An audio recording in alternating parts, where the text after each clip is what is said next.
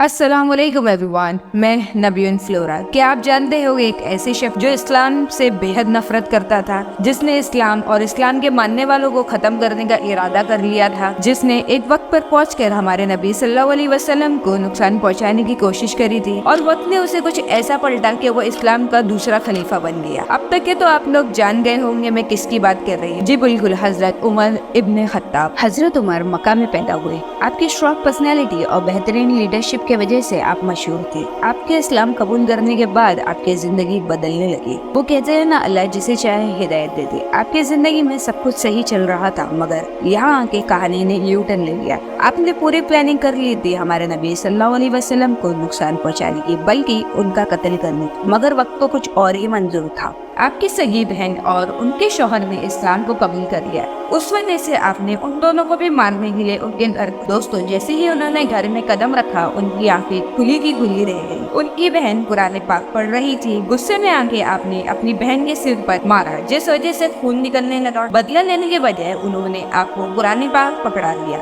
जैसे ही आपने कुरान पाक की सूरत तहा पढ़ी, कुरान पाक आपके दिल पर असर करने लगा और अल्लाह की हिदायत से आपने इस्लाम कबूल कर लिया। हजरत उमर वो शान वाली हस्ती है जिनकी वजह से इस्लाम और मुसलमानों को इज्जत मिले। अब लोग खुल के बाहर आए, ना डरे हुए, और मक्का का तवाफ शुरू हो। कुरैश कबीले वालों की कमर अब टूट गई थी, क्योंकि उन्हें पता चल गया था कि आप उमर ने इस्लाम कबूल कर लिया है। हजरत उमर कहते हैं, जिसे अपने औरतों को विधवा और बच्चों को अनाथ बनाना है वो आगे है। यहाँ तक कि एक मोड़ आपकी जिंदगी में ऐसा आया जब हमारे नबी सल्लल्लाहु अलैहि वसल्लम ने कहा कि अगर मेरे बाद कोई नबी होता तो वो उमर होता। आपके मशवरे यहाँ होते और वहाँ अल्लाह के हुक्म से जिब्रील अमीन आयतें लेके आते थे। ये एक बार नहीं, दो बार नहीं, बल्कि 20 बार आपकी सोच से कुरान पाक में आयतें नाज़िल हुई, जिन लोग कयामत तक की पढ़े। हमारे नबी सल्लल्लाहु अलैहि वसल्लम ने आपको फारूक का किताब दिया। फारूक का मतलब होता है सच की झूठ से अलग करना। हमारे नबी सल्लल्लाहु अलैहि वसल्लम और हजरत अबू बकर सिद्दीकी रजी अल्लाह ताला अन्हा की वफात के बाद आपको दूसरा खलीफा बना दिया गया। आपकी सल्तनत बेहद ताकतवर थी, जिस वजह से आपने बहुत सारे मुल्क फतेह किए। आपकी हुकूमत में लोगों की देखभाल होती, बिना लोगों को बांटे हुए।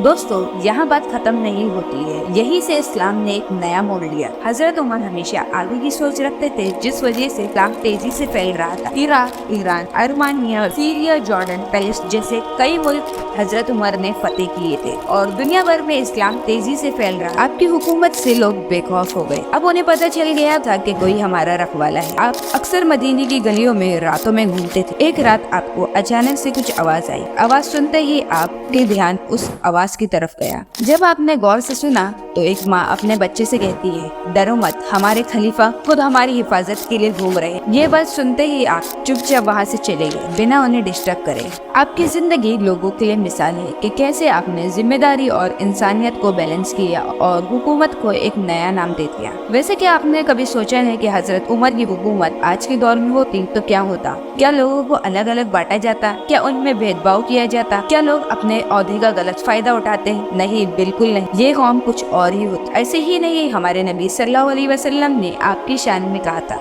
अल्लाह ने उमर की जुबान और दिल में सच रखा है। आज भी आप मिलियंस लोगों के दिल में बस। फिरोज नाम के गुलाम ने आप पर कई बार वार मारे जब आप फजर की नमाज पढ़ा रहे, और 3 दिन बाद पहली मुहर्रम को आपने इस दुनिया को अलविदा कह दिया। वीडियो को ज्यादा से ज्यादा लाइक और शेयर करें। मिलते हैं फिर अगले हफ्ते एक नई कहानी के साथ। तब तक के लिए अल्लाह हाफिज।